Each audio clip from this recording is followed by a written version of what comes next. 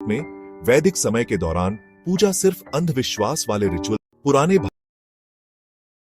पुराने भारत में वैदिक समय के दौरान पूजा सिर्फ अंधविश्वास वाले रिचुअल्स के बारे में नहीं थी।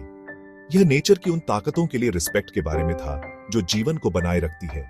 सूरज, पानी, आग, पेड़, जानवर, इन सभी को एक कॉस्मिक ट्रूथ का रूप माना जाता था जो इंसानों को उनके एनवायरनमेंट से जोड़ता था।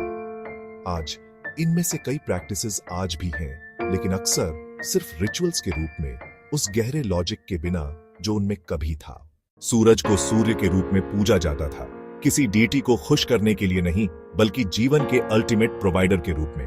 पुराने ऋषि जानते थे कि सूरज के बिना कोई खाना नहीं होगा, कोई हेल्थ नहीं होगी, कोई एग्जिस्टेंस नहीं होगी।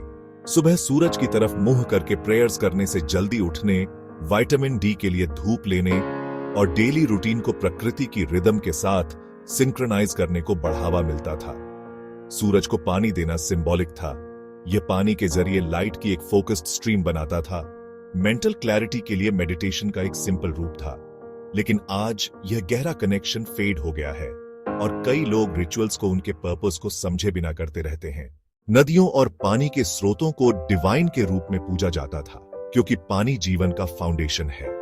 गंगा जैसी नदियों को सैंक्टिफाई करके वैदिक कल्चर ने रिस्पेक्ट और कंजर्वेशन सुनिश्चित किया।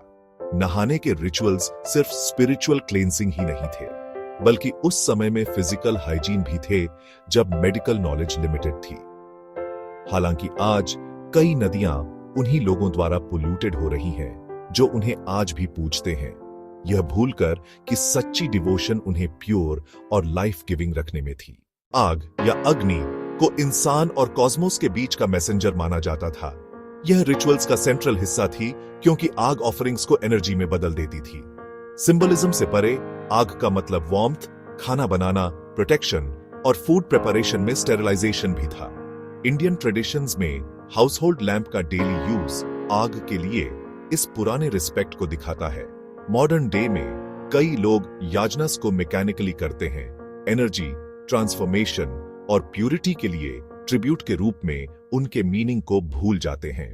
पेड़ों को लिविंग टेम्पल्स के रूप में पूजा जाता था, क्योंकि वे ऑक्सीजन, शेड, फल, लकड़ी और मेडिसिन देते थे।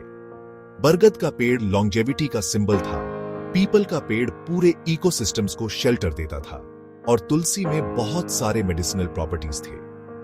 जब लोग पेड़ों पर धागे बांधते थे तो यह उन्हें प्रोटेक्ट करने का एक वाव था। आज पेड़ों को पूजने की प्रैक्टिस जारी है, फिर भी रैम्पेंट डिफोरेस्टेशन दिखाता है कि प्रिजर्वेशन की ओरिजिनल विजडम कैसे खो गई है। जानवरों को भी पूजा जाता था, सुपरस्टिशन की वजह से नहीं, बल्कि ग्रैटिट्यूड की वजह से। गाय को उदाहरण के लिए दूध, गोबर और लेबर देने के लिए सम्मानित किया जाता था।